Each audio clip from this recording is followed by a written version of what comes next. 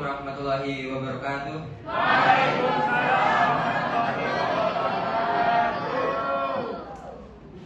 Here I stand to thank all my creditors, to Allah who makes all things possible, to Rasulullah whose teaching will never fade away, to Mr. Kellen Osen, the founding father of Basic English course, who took his very first day to inspire us, to Mr. Fuad Al-Mutakir, the director of Basic English course, and of course, to the supervisor smart meeting today, Ms. Zahra Naila Saada, who's fully courageous, and to all my friends, my appreciation belongs to you. I'm Judi Gunato from BSS class, and now I will talk about something important: defining the finish line, finding purpose in the end game. So, ladies and gentlemen, whenever we embark on a new journey, be it a career, a business venture, or a personal mission, we are often asked, what is your 5-year plan? Or what is your next target? But rarely do we have the courage to stop and ask ourselves about the most haunting question of all: what is my end game?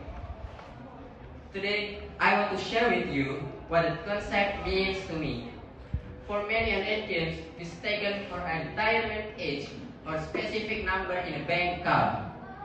But if we only test numbers, we trap ourselves to a race without the finish line. Human nature is built to always want more influence, more status, or more wealth. I've realized that if you don't define your enough, the world will keep moving your goalposts until you run out of time. My friends, to me, the end game is not about stopping. It is about sobriety, right?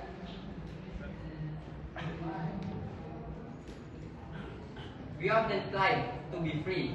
Yes, we remain slaves to the expectation of others. We slave to our titles, slave to our ego that hunger for postal validation.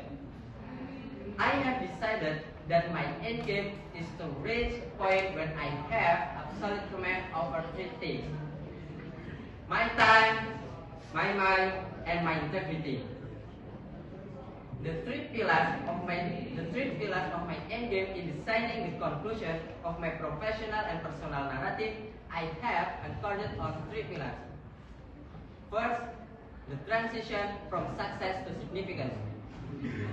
Success is about me, what I accumulate.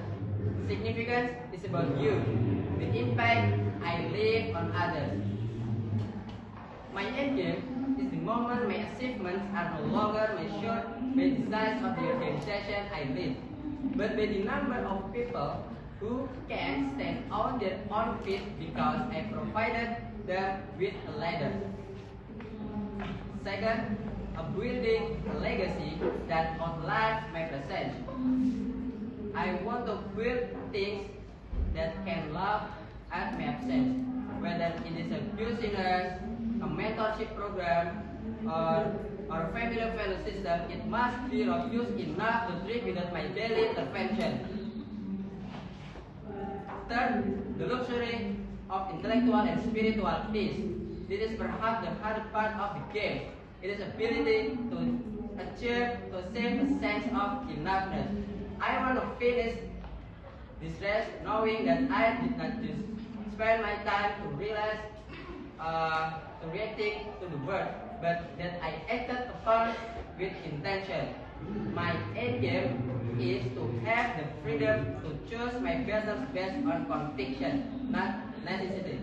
Ladies and gentlemen, many people fear thinking about the end. They think defining the end game means extinguishing their ambition. Well, I believe the opposite.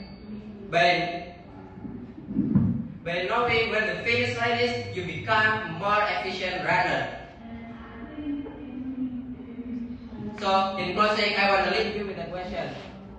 If every title you hold was stripped away today, and every asset you own was taken back by the world, what essence of you would remain?